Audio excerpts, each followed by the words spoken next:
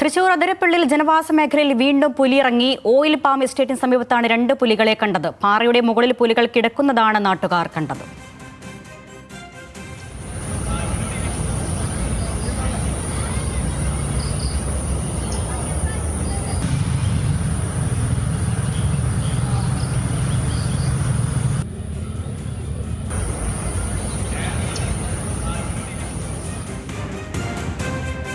Levin K വിജയനുണ്ട് തൃശ്ശൂരിൽ നിന്നും. Levin, ഇന്നലെ പശുവിനെ ആക്രമിച്ച സ്ഥലത്ത് തന്നെയാണ് ഇന്ന് രണ്ട് പുലികൾ, ഒന്നല്ല രണ്ടെണ്ണം ഉണ്ടെന്നാണ് നാട്ടുകാർ പറയുന്നത്. എന്താണ് പുതിയ വിവരങ്ങൾ?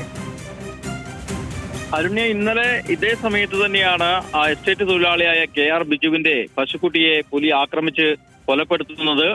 കുറ്റിക്കാട്ടിൽ മറഞ്ഞിരുന്ന പുലി ജനവാസ മേഖലയിൽ ഓയിൽ പാം എസ്റ്റേറ്റിലെ 17-ാം എസ്റ്റേറ്റിലെ ജനവാസ മേഖലയിൽ കെട്ടിയിരുന്ന പശുവിനെ ആക്രമിക്കുകയായിരുന്നു. ഇത് ആളുകൾ കണ്ടു നിൽക്കെ അവർ ഒച്ചവെച്ചതോടുകൂടി പുലി രക്ഷപ്പെടുകയായിരുന്നു. ഇന്ന് വൈകുന്നേരം അതേ സമയത്ത് അതേ സ്ഥലത്ത് തന്നെ രണ്ട് പുലികൾ കൂടി എത്തി എന്നുള്ളതാണ് ഏറ്റവും പ്രധാനപ്പെട്ട കാര്യം. അതിരപ്പള്ളി ഓയിൽ പാം എസ്റ്റേറ്റിലെ 17-ാം ബ്ലോക്കിൽ ചെക്ക് പോസ്റ്റിന് സമീപമാണ് വീണ്ടും പുലി ഇറങ്ങിയത്. ഇന്നും ആളുകൾ കണ്ട് ഒച്ചവെച്ചതോടുകൂടി ഈ പുലികൾ ഓടി രക്ഷപ്പെടുകയായിരുന്നു എന്നുള്ളതാണ് പ്രദേശവാസികൾ പറയുന്നത്. ഈ പ്രദേശത്തെ ഒരു പാറക്കെട്ടിൽ പുലികൾ കിടക്കുകയായിരുന്നുവെന്നും ജനവാസ മേഖലയിൽ ഉണ്ടായിരുന്ന ആളുകൾ പറയുന്നു. സംഭവത്തിൽ വനംവകുപ്പിനടക്കം ഇവർ പരാതിപ്പെട്ടിട്ടുണ്ട്.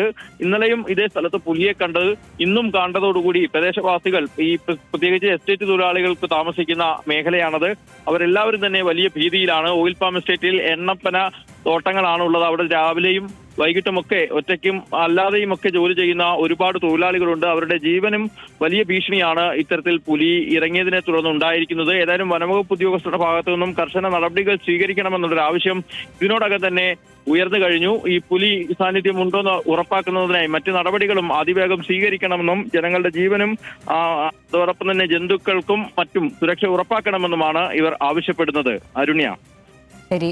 അതിരപ്പള്ളിയിലെ ജനവാസ മേഖലയിലാണ് രണ്ട് പുലികളെ കണ്ടതായി നാട്ടുകാർ പറയുന്നത്. വനംവകുപ്പ് ഉടനടി കൃത്യമായ നടപടികൾ സ്വീകരിക്കണമെന്നാണ് പ്രദേശവാസികളുടെ ആവശ്യം. ലെവിൻ കെ വിജയനാണ് തൃശ്ശൂരിൽ നിന്നും വിവരങ്ങൾ നൽകിയത്.